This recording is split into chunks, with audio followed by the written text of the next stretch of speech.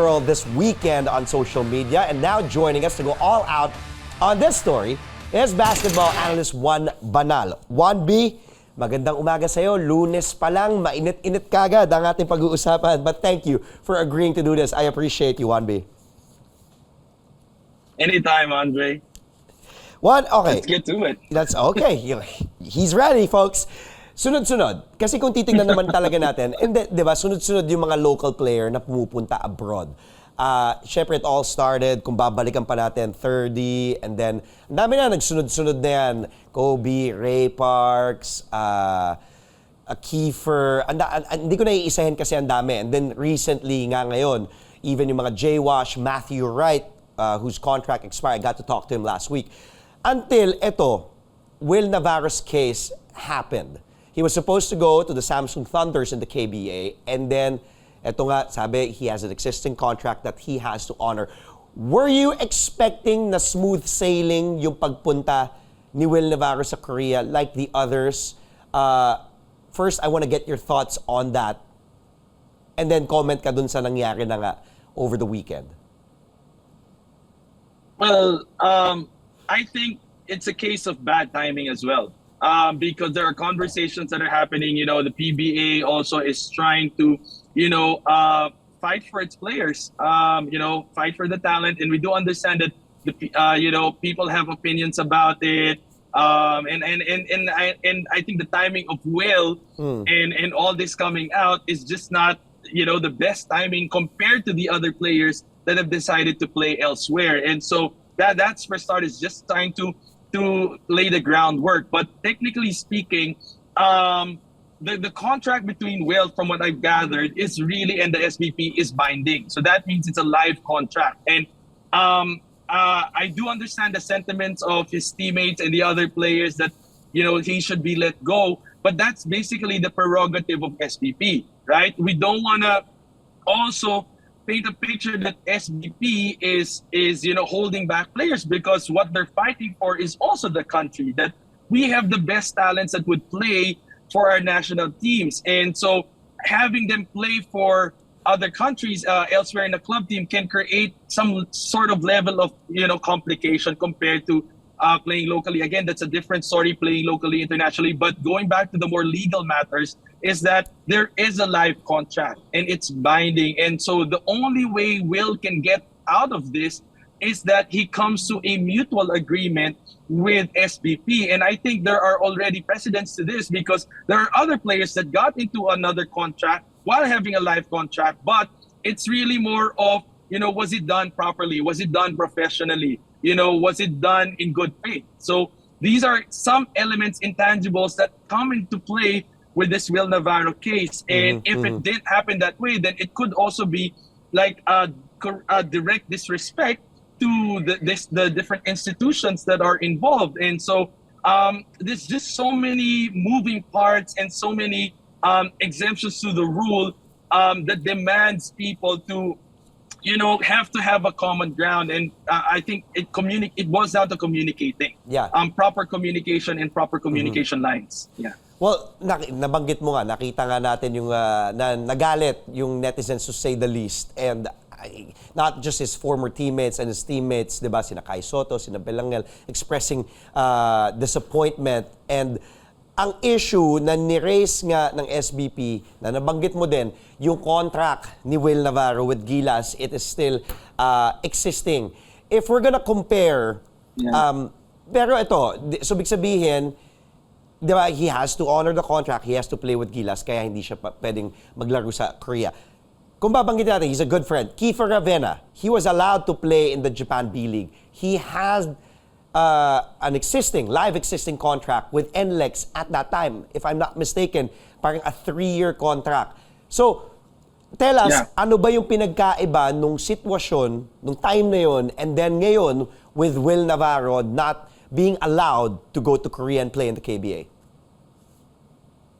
Well, with Kiefer, you have to understand, it did also happen overnight. That was a long discussion between NLEX and back and forth conversation. So that just didn't happen, in the blink of an eye. There were a lot of communications back and forth And I think the difference between Kiefer, and again, we don't know the whole story because we haven't spoken to Will in what transpired behind closed doors. But with Kiefer, that was revealed to the media was that there was they sat down and they talked about it, and they came into a conclusion and compromise that Kiefer would indeed be released for a year and then return, right? So I think the big difference is, again, it goes back to communication. How did it happen? Diba? How did the contract happen?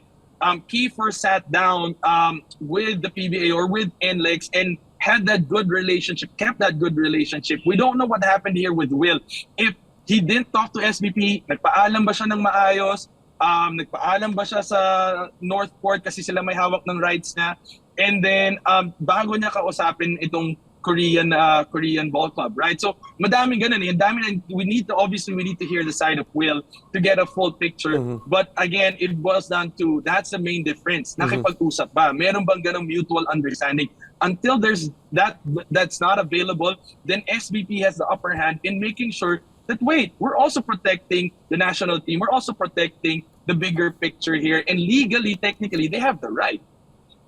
Well, the PBA also spoke to the Japan B.League and the officials there about the number of local players taking their talents overseas. Okay, Juan, sa tingin mo, will that, obviously that's kumbaga, a good step moving forward for the relationship, diba, of the local league, the PBA, and the Japan B.League. Do you think ma-regulate ba nito yung paglipat or pag-alis ng other local players who will get offers? Ako niya, wala ng contract. Case in point, Matthew Wright, diba? Nag-expire contract, inofferan, tinry naman tapatan, and then, diba, when Matthew was here, he explained it was a good exit on his part because he still has a good relationship with the Phoenix management. Ikaw, honestly, do you think this is a good step moving forward with the PBA officials moving to Japan B.League, mag-regulate, ano yung magiging proseso? Kumbaga para sa'yo, next step. I think obviously it's a good step always to have open communication lines, right? And having that communication line with the B.League, because there's no, I mean, we haven't experienced this much of exodus when it comes to players leaving the country to play in another country, and so it's probably you can't charge it to being one of the first times that these are happening. So there are not really any concrete arrangements and agreements in place because it hasn't happened before. But now that it's happening, so there's always a first, and the first step is to open that communication line. And for the PBA to fly to Japan, from what I understand, that extends and that kind of expresses their intention to work together with the B.League, right? So there's always a first, and having that instead of immediately antagonizing B.League and accusing them for poaching players, that line was open to make sure that the relationships are going to be built, right? So I don't think it's really about stopping players from leaving the country, but it's a matter of making sure that we're in good relationships with our neighboring countries who have also professional leagues that could possibly open more doors also for us, because we can also, vice versa can happen, right? Yeah. Players from Japan B.League, which we there's just, I'm seeing the possibilities there that they can come over also to the Philippines and enrich also the basketball culture here. So again, it's opening that door, and that's always a good thing rather than antagonizing and creating enemies around us. So nakita natin yung case ni Will Navarro. Ikaw, tingin mo, will this discourage other local players who will get offers in the future from playing abroad? Like, how do you see this developing for other players? Because I'm sure, diba, we have a lot of young players and baka ma-offeran, and ang taas ng possibility kasi nakikita sila in a world stage. Right? Nakikita kung paano maglaro yung, I'm not saying, pero, di ba, kunyari, Carl Tamayo, Kevin Kiambao, yung mga nakikita na, and then other countries might offer them, who knows? But do you see that developing, or do you see other players also being now, discouraged from playing elsewhere? I think more than anything, it's going to educate them. This situation of will educate more players how to be professional. So I'm not saying Will isn't, but the way this was handled, I feel like it could have been handled better.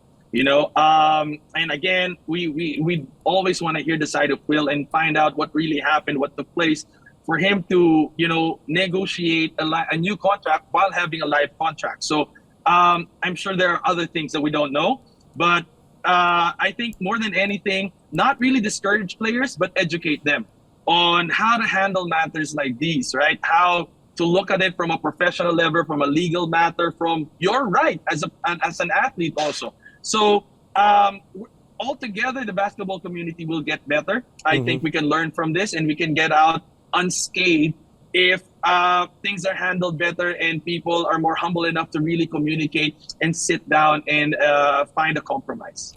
Juan, again, I thank you for your time. And I know it's last minute, tinawagan ka namin, but maraming salamat. Thank you for responding. And also, thank you for your thoughts.